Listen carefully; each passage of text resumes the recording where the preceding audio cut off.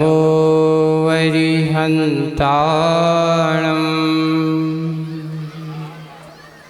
नमो सिद्धाणं नमो आयर्याणं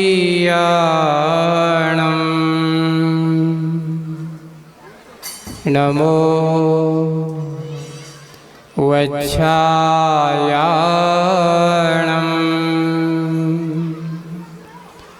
नमो लोये सव्यसावोरम्।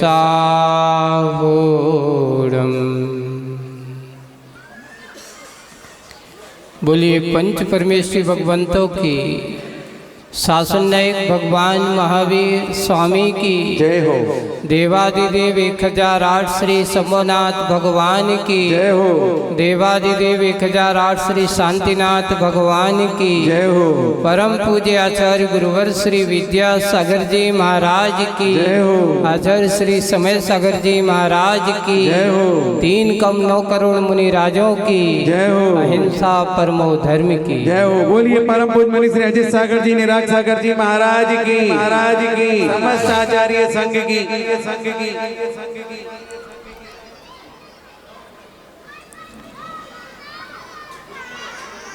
युग के आदि में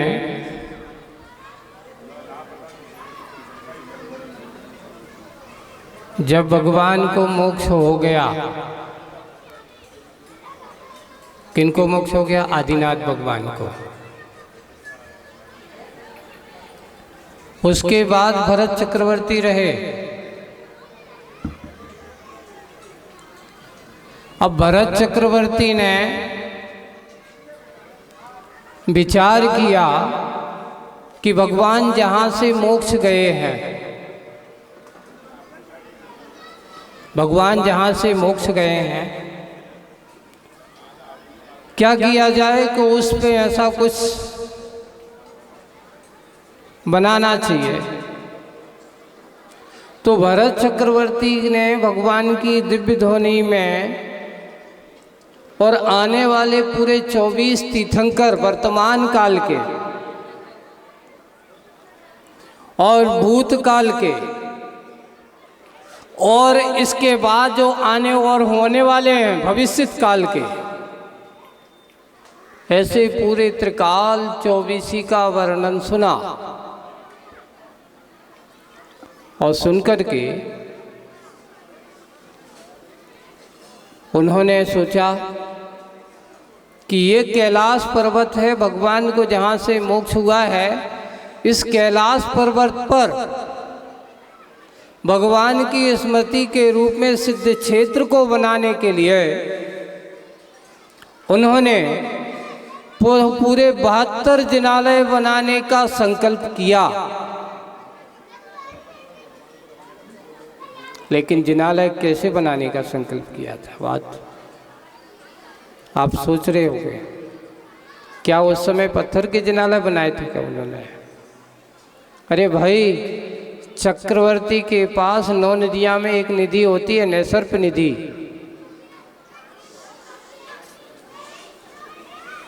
उन्होंने कहा कि अगर मेरे पास चक्रवर्ती का वैभव है, मेरा पुण्य कर्म का उदय है, मुझे अगर चक्रवर्ती तो रत्न प्राप्त हुए हैं ये 14 रत्नों में, और उस रत्न की विशेषता है कि तुम जो चाहो, तुम सोने का जितना सोना चाहो सोना मिलेगा। तो उसने कहा इससे अच्छा और पुण्य कर्म का उदय क्या हो सकता है? पारसमणि मेरे पास है, अब मौका मिला है, तत्काल उसने अच्छे से उस मणि का उपयोग किया, 9 निधियों के निधि का उपयोग किया। उसने उन निधियों को अपने विषय भोगों के लिए उपयोग नहीं किया। चाहता तो वो अपना महल अच्छा बना सकता था सोने का, पर उसने अपने महल को सोने का नहीं बनाया। एक वो श्रावक, आप लोगों को उदाहरण दे रहा हूं मैं, कि वही श्रावक युग के आदि में प्रथम तीर्थंकर का पुत्र भरत चक्रवर्ती जिसने कैलाश पर्वत पर एक नहीं, अब आप कहोगे कि इतना छोटा मोटा सा बना के रख दिया होगा, आप उसमें कहेंगे उसमें प्रतिमाओं का वर्णन किया है, रत्न की प्रतिमा और स्वर्ण का जिनालय, पूरे 72 जिनालय। शायद उसकी अवगाहना का 108 ऐसा है। सोचिए आप, रत्न की प्रतिमा जब 108 हाथ की, तो मंदिर कितना बड़ा होगा?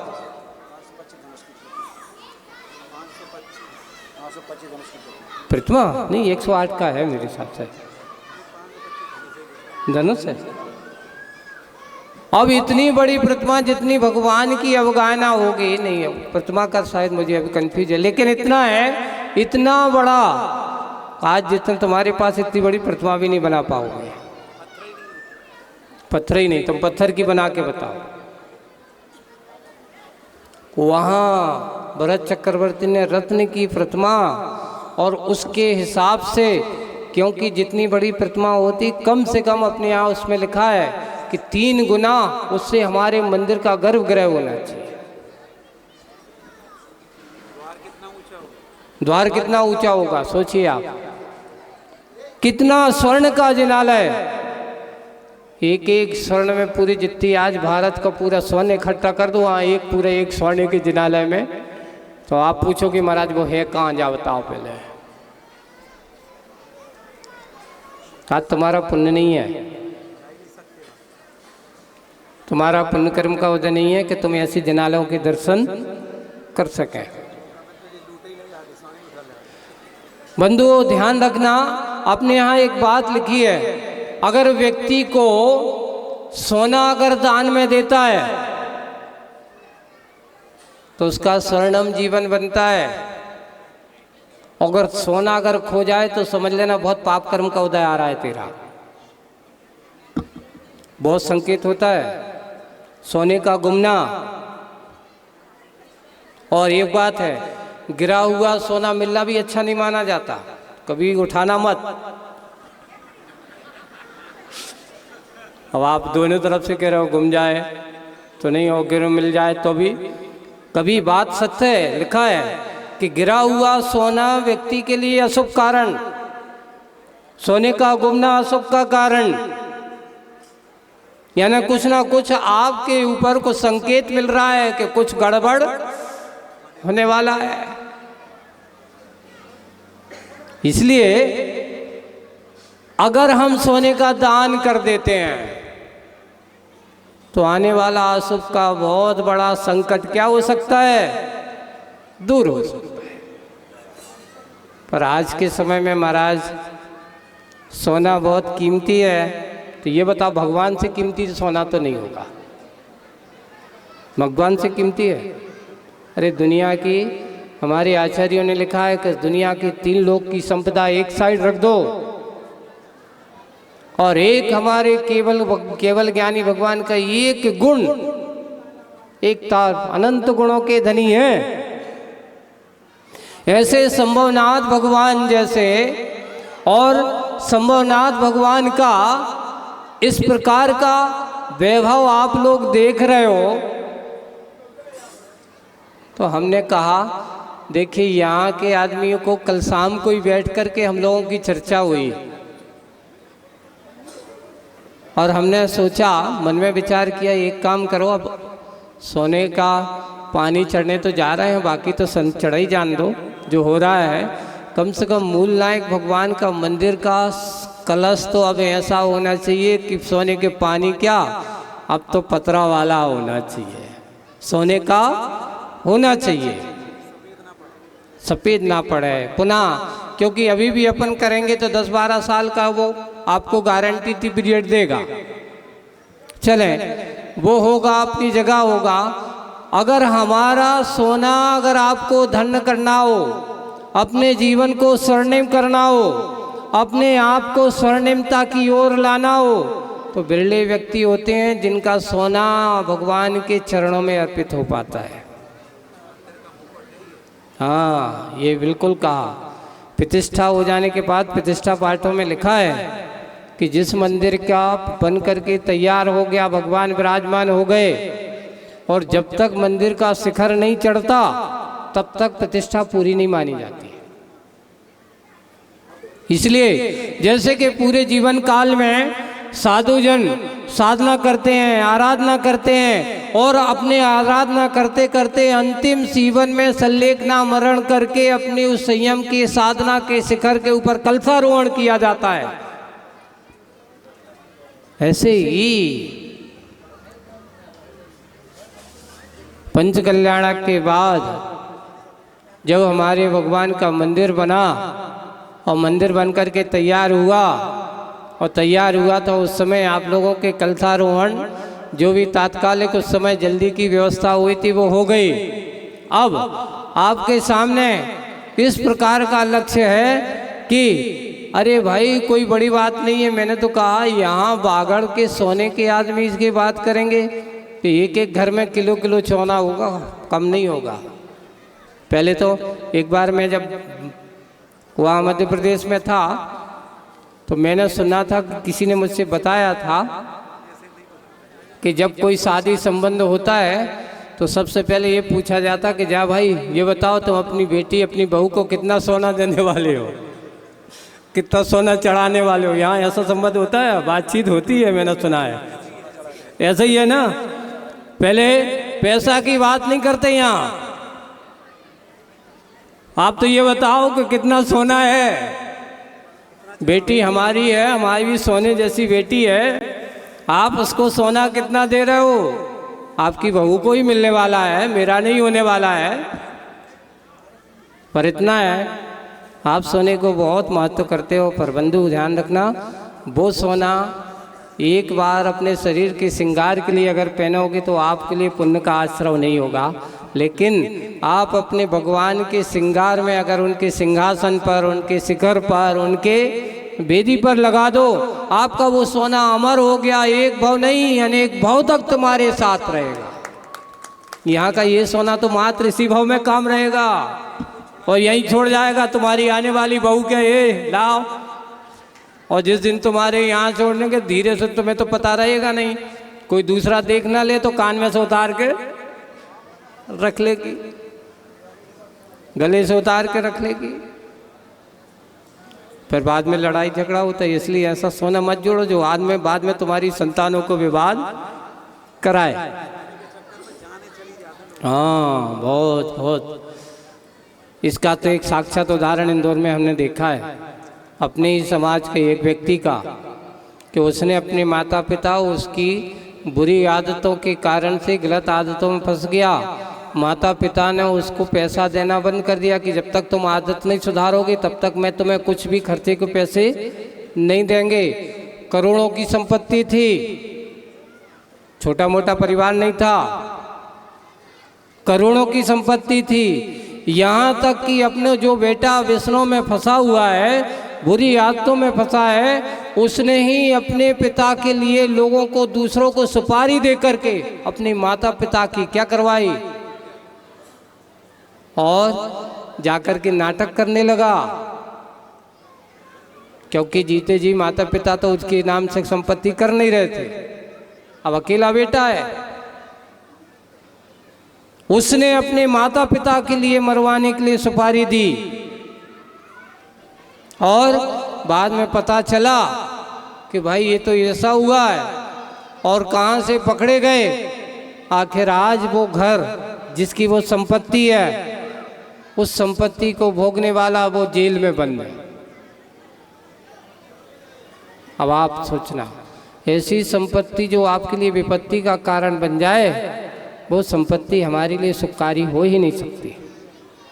अपने जीवन के ऊपर बन जाए, हम यही पूरे के पूरे भावों के साथ और अच्छे परिणामों के साथ भरत चक्रवर्ती के इस उदाहरण को समझ लेना कि युग के आदि में उसने चाहता तो वो अपने स्वर्ण का महल बनवा सकता था, अपने राज्यों की, अपने रहने के लिए भोग की सामग्री बनवा सकता था, पर उसने बनाया क्या? जाकर के कैलाश पर्वत पर 72 जिनालय रत्नमयी प्रतिमाएं, उसमें जाकर के भगवान को विराजमान किया और विराजमान करके चला गया। सब कुछ वही था। मंदिर का अकेले एक मात्र ये थोड़ी कि मंदिर के शिखर कला सकेला सोने का होगा। तुम तो सोने की बात कर रहा हूँ। हाँ, अब जब वो मोक्ष चले जाते हैं तो उसके बाद फिर दूसरे चक्रवर्ती आते हैं जिनका नाम था सगर। अपने यहाँ भी उनकी कथा मिलती है, सनातन धर्म में भी उसका बहुत बड़ा महत्व है। और ऐसे 60,000 पुत्र हैं। सरगर चक्रवर्ती है, वो चक्रवर्ती सारे क्षत्रिय पुत्र हैं। अब हुआ ये कि भगवान के समजितनाथ भगवान के समूह शरण में चक्रवर्ती पहुंचता है सगर, और उसने पूछा कि भगवान, हमारे पहले चक्रवर्ती भरत ने ऐसे 72 जिलालय बनाए हैं, ये कब तक सुरक्षित रहेंगे?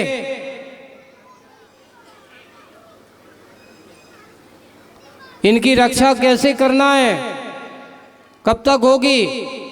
उन्होंने कहा, जब तक इस धरती पर ऋजु बुद्धि वाले लोग रहेंगे तब तक इन मंदिरों को कुछ होने वाला नहीं है। लेकिन जैसे ही पंचम काल आएगा, पंचम काल में आदमी सबसे ज़्यादा लोभी होगा, लालची होगा, छल कपट करने वाला होगा, इसको धर्म का कोई भान नहीं होगा, निर्माल द्रव्य का भी इसको भान नहीं होगा। जो दे दिया है वो धर्म के प्रति आस्थावान नहीं होगा, इसलिए इसकी लोभ बुद्धि के कारण से ये मंदिर के द्रव्यों को भी हरण कर लेगा। इसलिए जब तक इस पंचम काल के आदमी से ये सुरक्षित नहीं आ रहा है कुटिल बुद्धि वाला, तब तक ये सुरक्षित हैं। तो उन्होंने कहा कि भगवान, ऐसा क्या कार्य किया जा सकता है जो इनकी सुरक्षा हो? तो उन्होंने कहा, देखो, अगर तुम चाहते हो उनकी रक्षा है तो वहाँ पर उसने कहा, आप चाहो तो कुछ काम कर सकते हो। भगवान ने नहीं बताया कि तुम क्या करना। इधर क्या हुआ कि वो चक्रवर्ती घर पर आता है, दिग्विजय होकर के चक्रवर्ती बनाए। वे क्षत्रिय पुत्र हैं। वे कहता है, पिताजी बताओ मुझे कहाँ लड़ने जाना है, मैं सीधे बैठने वाला नहीं हूँ। क्षत्रिय पुत्र खाने के लिए थोड़ी आया हूँ, कुछ काम होना चाहिए। तो चक्रवर्ती ने कहा कि ठीक है, तुम्हें काम चाहिए ना, चलो कैलाश पर्वत के पीछे चारों तरफ अपन ये खाई खोदना है तुम सब लोगों, 60,000 लोगों। कितने? 60,000 पुत्र हैं। 96,000 रानियों से कितने हजार पुत्र? चाहते तो मजदूरी लगा सकते थे ना वे। देखिए बेटा, पुण्य का काम है, हमें स्वयं करना चाहिए। दान पुण्य काम हमें स्वयं करना चाहिए। तीर्थ रक्षा का काम हमें स्वयं करना चाहिए, नौकरों चाकरों से नहीं कराना चाहिए। उन्होंने उन पुत्रों को उस कैलाश पर्वत के चारों तरफ बड़ी खाई खुदवाई और फिर उसमें गंगा को क्या कर दिया? प्रभावित कर दिया। आज तुम्हारी पकड़ से दूर है। आप उस कैलाश पर्वत पर जहाँ 72 जिनालय बने वहाँ तो तुम जा ही नहीं सकते हो, इसलिए सुरक्षित है। अब कई लोग आकर के शंका करते हैं कि नहीं है महाराज, अष्टापद हम जाते जो देखते वही है कि और भी अभी युद्ध में मूल अष्टापद तो देखने को मिलता ही नहीं है। थोड़ा बहुत कोई उसका भाग आग है, छोटा कोई छोर बोर है जो आप देख करके आ जाए तो अष्टापद का है, फिर भी अपन भाव से उसको ही कहते कम से कम उसका अंग है तो उसको ही हम अष्टापद मान करके पूछते हैं। भगवान की निर्वाण भूमि है। तो ऐसा ये स्वर्णिम अवसर आप सब लोगों को मिला आया है और विचार हुआ है। तो हमारे संभवनाथ भगवान जिनके बारे में आप कहते हो कि ऐसा कौन सा काम है जो मेरे काम बिना संभवनाथ के बिना कहें और काम पूरा ना हो। कुछ भी असंभव नहीं है। तलवाड़ा वालों, जैसे कि ये चतुर्मास कई लोगों को ऐसा लग रहा है कि महाराज स्वप्न सा हो गया, हमने तो सोचा नहीं था कि इतना अच्छे से हो जाएगा। तो मैं उनसे लोगों से कहते तुमने क्या? फिर तो हमने भी नहीं सोचा था कि हम जरूर सोचते थे कि इतनी छोटी समाज है, पहली बार अभी तक हमारा ये चतुर्मास बैरसिया के बाद इतनी छोटी समाज में अब हुआ है, लेकिन वहाँ आसपास बड़ा अच्छा कार्य हुआ है और सबने बहुत अच्छे से कार्य किया है। और अब हमारा काम, नसीहा जी का भी काम अब तीव्र गति पर आ गया है ना, और उसका काम रुकना नहीं है। लेकिन अब शंभुनाथ भगवान का विधान के दौरान आजकल में आपके कलश यहाँ से रवाना होंगे। अब सोना ऐसा नहीं कि बोल दिया तो हम दे देंगे, नहीं, यानी आपका जमा आजकल में ही होना चाहिए। अभी अच्छा है दीपावली मुहूर्त, चलो आज दोज मुहूर्त है दान पुण्य करने का, आज जोड़ने का नहीं, आज दोज मुहूर्त काय का है, दान करने का है। और आज के दिए अच्छे दिन किया गया कार्य हमारे लिए 4 गुना आज अगर हम 10 ग्राम देते हैं तो ना जाने वो 100 ग्राम बन करके कब आएगा, कोई भरोसा नहीं है। 10 ग्राम 100 ग्राम बन करके आ सकता है तो 100 ग्राम तो किलो बन करके भी आ सकता है। हम अच्छे भावों के साथ अच्छे से करते चले जाएं। आज का ये संयोग छोटा सा अल्प प्रवास, अब लोग 4 महीने पूरे अच्छे कोहाला वाले लगे रहते थे, तो मैंने कहा चलो दर्शन के लिए अब उनके भाव हो गए। तो आज अपन पास समीप के एक गांव का एक कार्य तीर्थ वंदना, अभी बिहार नहीं है, चिंता मत करो, जिस दिन बिहार होगा तो बिहार जैसा होगा, है ना। अभी तो ये सिर्फ वंदना है ना। तो इनका भी भाव लगा था, तो मैंने कहा भाई दो को तुम्हारे यहाँ फार्म हाउस पे जाएंगे, ऐसे में से हम तो यहाँ घर जाएंगे, अपने यहाँ कोई सा कुछ प्रयोजन हो तो हो सकता है। महाराज हम एक काम करते हैं, शांति विधान का आयोजन हमें करना है। हमने कहा ठीक है कर लो। और आज यहाँ इनके यहाँ आनंद, इस फार्म हाउस में आनंद आया आपको, तो हम तो कहेंगे इन्ਹਾਂ का आनंद आया है। तो फिर भगवान शंभुनाथ भगवान के कलश का भी परमानंद स्वरूप ऐसा कलशारोहण होना चाहिए। कल शाम को बनाए, मन बैठे बैठे हम लोग चर्चा की कि अब हो गया है, एक काम करो इन पे पानी चढ़ा के करेंगे, फिर 2-5 साल बाद हो जाएगा।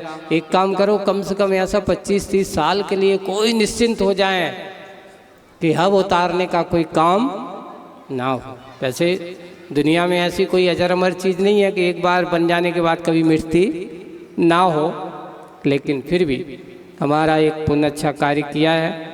आज अभी लोगों ने अभी थोड़े से, अगर हम तो चाहते थे कि अभी एक शंभुनाथ के महावीर भगवान भी हो जाएं, तो अभी महिलाओं तुम लोग एक ध्यान मत समझो कि उन लोगों के दे दिया अब तो काम हो गया, हमें नहीं देना चाहिए। आपको अभी से अभी तक जब तक विधान हो रहा है तब तक अभी सोने का दान करना है। कोई 5 ग्राम अभी से लिस्ट बना लेना है ना। अभी 5 ग्राम वाले नाम भी नहीं आए, 10 ग्राम वाले नाम आए हैं। 5 ग्राम वाले कौन है, और भी कम वाले हैं। कम से कम हमारा सारा अनुदान होगा। अगर आपका अनुदान अच्छा दिखा ये 5-6 तारीख तक, तो हो सकता है चारों कलश भी सोने के हो सकते हैं,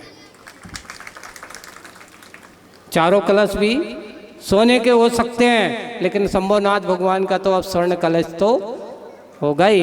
ये तो अरे फिर तो भैया जी देखो हमारे जो है ना ये प्रतिष्ठाचारी हैं, एक कहावत है कि ये लोग तो धीरे से पहले उंगली पकड़ते हैं और धीरे धीरे करते करते, तो भाई अच्छी बात है, आपको कम से कम अच्छी काम करने के लिए तो पकड़ते हैं, अच्छी बात।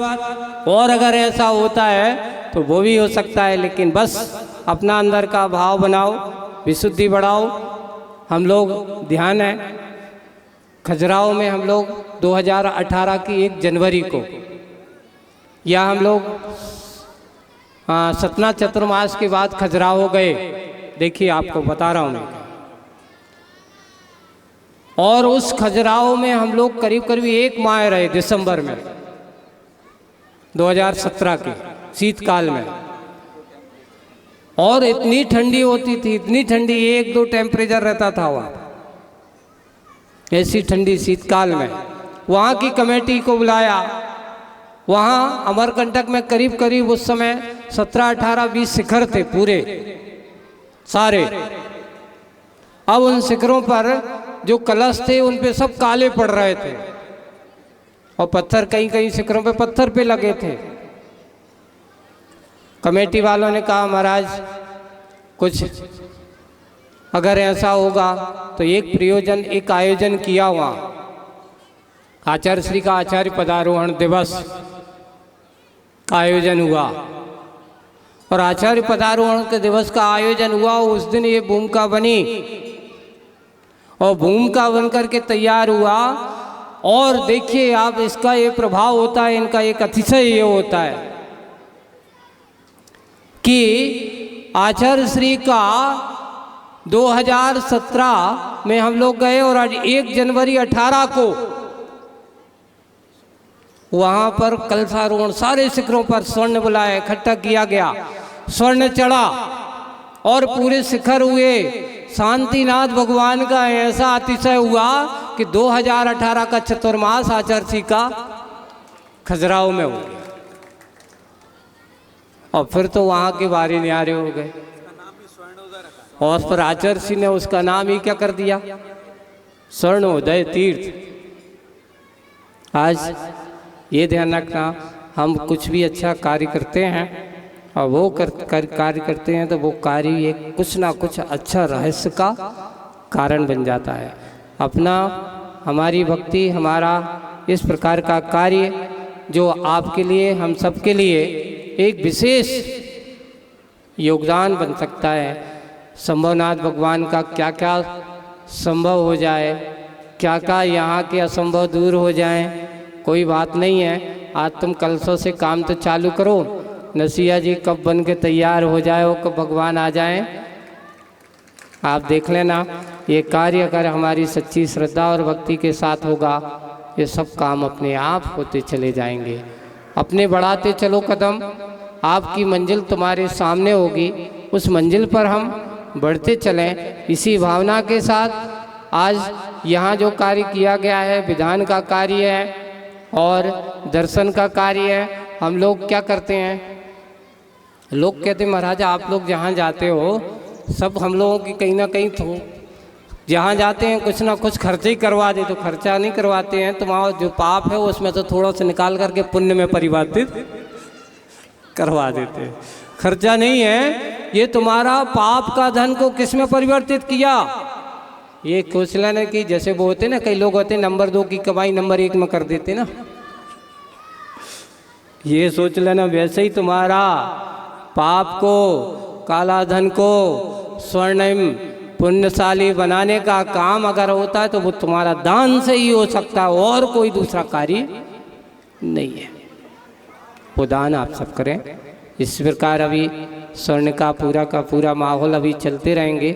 अब आपके पास 1 दिन और है ना, 2 दिन है, और आने वाला विधान का समय आज 3 तारीख है और कल 4 तारीख है, 5 है और फिर 6, मात्र 3 दिन बीच में है। कितने दिन बीच में है आपके विधान में, कितने दिन बीच में है? अब 3 दिन बीच में है, और चौथा दिन आपका महामहोत्सव तिलवाड़ा की धरती पर एक साथ 24 नहीं, पूरे कितने समोसर लगना है? 25 समोसरण लगना है, पूरे 24 तीर्थंकरों का, और एक बड़ा समोसरण लगना है। और ऐसे समोसरण में हम सब भक्ति के उस माहौल को बनाएंगे, आसपास के लोगों को भी उसमें आमंत्रित करेंगे, सभी लोग भक्ति के इस माहौल में अपना पुण्य कमाएं। इसी भावना के साथ बोलिए परम पूज्य आचार्य गुरुवर श्री विद्यासागर जी महाराज की। देखिए हाँ, एक बात और बता रहा हूँ, कई लोगों की भावना है भैया जी हम 1 तोला नहीं दे सकते तो क्या कर सकते हैं। तो मैं एक सबसे सस्ता और सुंदर मौका देता हूँ, 1 ग्राम सोना देंगे, लेबर चार्ज भी चाहिए। तो हम तो ये कहते हैं कि 11,000, 21,000, 31,000